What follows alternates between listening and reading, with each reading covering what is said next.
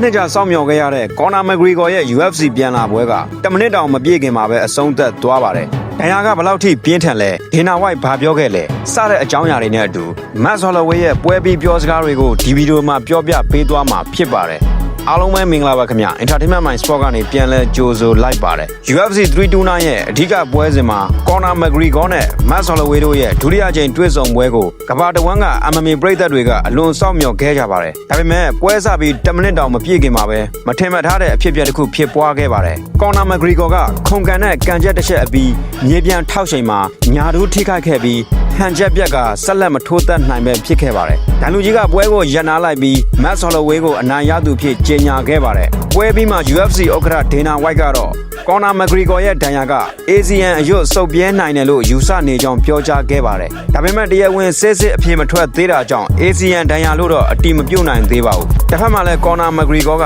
သူ့ရဲ့လူမှုကွန်ရက်စာမျက်နှာကနေလက်ကျင်တစ်လျှောက်ဒဏ်ရာမရှိခဲ့ပါဘူး။ဒီဒဏ်ရာကရုတ်တရက်ဖြစ်သွားတာပါ။အခုခံစားနေရတာကိုတော့ငရဲကျနေသလိုပဲလို့ပြောနိုင်ပါတယ်လို့စိတ်ပြက်ဝမ်းနည်းစွာရေးသားခဲ့ပါတယ်။အနိုင်ရခဲ့တဲ့ Max Holloway ကလည်းဒီလိုအဆုံးသတ်ရတာကိုမကျေနပ်ဘူးလို့ပြောလိုက်ပါတယ်။ Conor McGregor အမြဲပြောနေတဲ့ပေါင်190တန်းမှာ Conor ကိုတကယ်ရင်ဆိုင်ခြင်းသေးတာကြောင့်ဒဏ်ရာကနေပြန်လဲတက်တာလာခဲ့ရင်2029ခုနှစ်မှာတတိယကြိမ်ပြန်လဲထိုးသက်ရှင်တယ်လို့လည်း Max Holloway ကပြောကြားခဲ့ပါတယ်။ Conor အတွက်ကတော့9နှစ်ကြာစောင့်မျှော်ခဲ့ရတဲ့ UFC ပြန်လာပွဲကမိနစ်ပိုင်းအတွင်းမှာအဆုံးသတ်သွားခဲ့ပြီးနောက်ထပ်အနားယူရမယ့်အခြေအနေကိုရင်ဆိုင်နေရပါတယ်။ Conor McGregor အနေနဲ့ UFC ကိုပြန်လာနိုင်အောင်မလားမိတ်ဆွေတို့အနေနဲ့ရော Max Holloway ပြောခဲ့သလို2029ခုနှစ်မှာတတိယကြိမ်တွေ့ဆုံပွဲကိုထပ်မံမြင်တွေ့ခြင်းသေးလားမိတ်ဆွေတို့ရဲ့အမြင်ကို comment မှာမျှဝေပေးခဲ့ကြပါအောင်ဗျအားလုံးကျေးဇူးအထူးတင်ပါတယ်ဗျာ